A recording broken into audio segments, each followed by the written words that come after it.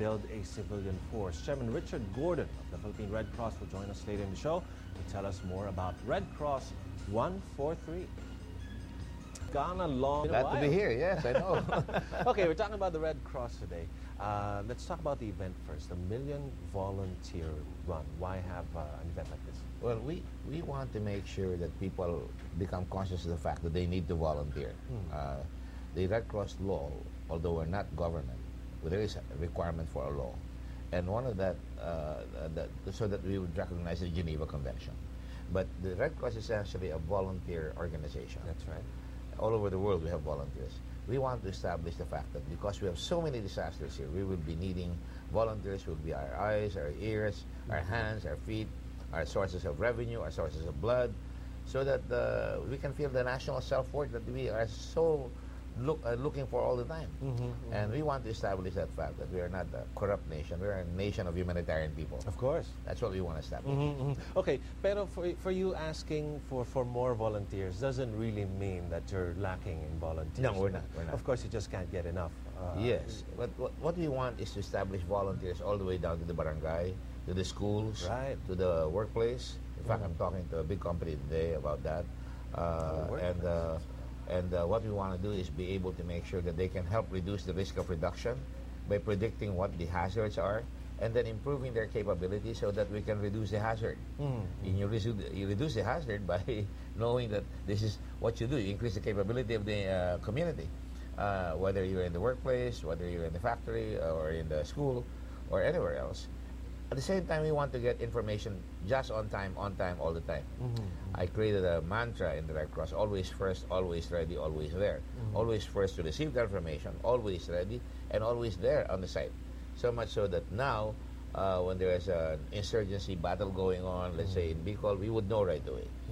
When you have a sudden ocean surge, we would know right away, like in Sulu or in Palawan or in Pangasinan. We have volunteers now, which we call Red Cross 143. I love you. One leader plus 43 people minimum in every barangay. Ano uli yan, sir, yung 143? One leader and 43 people. 43 people in every barangay. Yes, so a team of 44 people. Right, so we cover north and south and east and west of the barangay so that you don't get the same information. You get the whole gamut of the area. So if they're suddenly besieged by a certain threat, then they can tell us right away. And they have a card and the whistle. We provide them with the whistle so that when there's a disaster and they need to evacuate, they blow the whistle 3 times and they go. And then they blow a long whistle before that to let people know that there's a pending event that could be threatening to them so that they can prepare themselves to evacuate. Right. You mentioned something very interesting. You're going to be training volunteers to reduce hazard by predicting what's going to happen. Yes. This is not something new, but a lot of people kasi are reactionary. Pag may nangyari na, tsaka lang nakakapag-volunteer. Ngayon, ititrain nyo ngayon na makikita pa lang bago mangyari. Tabi ka ng ilog, alam mo na mamagayang ilog pag umuulan. Hindi mo alam umuulan doon sa taas ng bundok. You could have a sudden landslide. So, pagka may tao ka doon sa taas, they will say, oh, it's wet here already.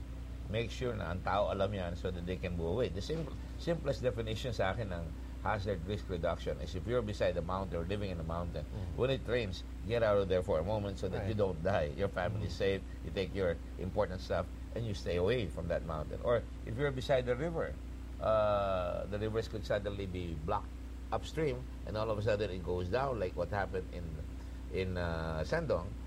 You only have, in 5 minutes, the water went up to the roof. So you don't have time. So we will blow the whistle right away and tell you, okay, move out. And most of the time, we move the whistle ahead, blow the whistle ahead of the government. Because if we don't do that, people rely on radio, and then we try to be very graphic about our expressions. For example, we just don't say, malakas tong bagyo nito, or it's typhoon signal number 3, or so it will take in so much rain. We say, kasi lakas ng ondo ito. Kasi lakas ng sentong ito. So, and we have communication. It is volunteers, and then we provide the logistics, plus information technology. Meaning to say, we have 95 million people with cell phones here.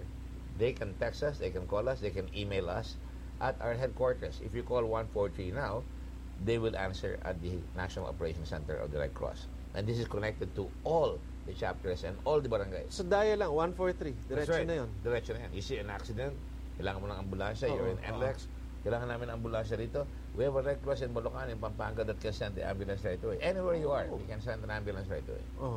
That's the design now, and we have about 85 ambulances, and we're buying more in preparation for bigger disasters ahead. It's just that we want to prepare for the worst and train for the best. Okay, the 44 people per barangay, you're setting that up now. Yes. Meron na po bang, wala pang ganun? Meron na meron mga 44 people We've been in each getting that barangay. for the last 5 years.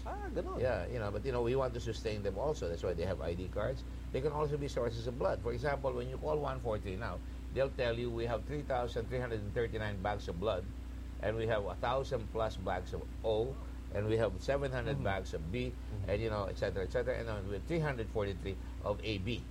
So we will know. So kung kulang yung dugo dito sa isang lugar, kinulang sila, we can pull out the blood in a particular area near them and take it over there right away. So you have access to blood right away. So that's what we're doing right now in the Red Cross. And the logistics part is that blood, ambulances, trucks, rubber boats, tents, hospital tents. We have 15,000 tents available. We send 1,000 tents right away to Sendong, to Cagayan de Oro and Iligan. We have a hospital tent right now, nakatayo dun sa Hinulungan, nung earthquake pa yan. Right. Dahil nasira yung hospital doon, nilabas yung mga tao, so naglagay kami ng tent doon. We did that also in Calamba. We're ordering, we now have an operating room tent, an advanced medical post where doctors can operate on minor surgeries. And eventually, I'm trying to get the ICRC to help us put up a big tent stationed in the Philippines so we can bring it anywhere in the world within Asia Pacific so that malapit na. So if we have that, if we have a mass casualty event, and I'm not praying for it, at least I'm praying that we be ready for it. Okay. Doon sa 44 volunteers, hindi man po ibig sabihin, so sinabi niyo meron na 44 volunteers, Red Cross volunteers sa bawat barangay. Hindi naman po ibig sabihin na kumpleto na sila. Madami pang pwedeng mag-volunteer at dumagdag doon sa 44 volunteers. Definitely. How do we join? How do we become a volunteer? You just dial 143 and say, I want to be a volunteer. I'm in Barangay Bahak-Bahak in Olongapo City. Or go to your chapter. There's a chapter in every capital town or a city. We have 100 chapters all over the country, and we're growing, even growing. So we have 188 national societies all over the world. So that network provides us with the wherewithal so that pag nangailangan tayo ng bahay, we have built 43,300 homes. Did you believe that in the last 5 years? 43,300 homes. And in many, from Kalinga to Isabela to Camarines Sur. Now we're building in Iligan, we're building in Cagayan de Oro. Some of it is repair materials, some of it is full-blown houses, and we provide also livelihood. Now, where do we get that? livelihood na? Yeah, 7,000 for livelihood. If there's enough money, we will provide you with livelihood training, and we train you so that you can get back up. The object is to go through the whole gamut, reduce the risk, and if you can't reduce the risk, prepare for it, plan for it, cope and mitigate, and then relieve, rehabilitate, and resurrect.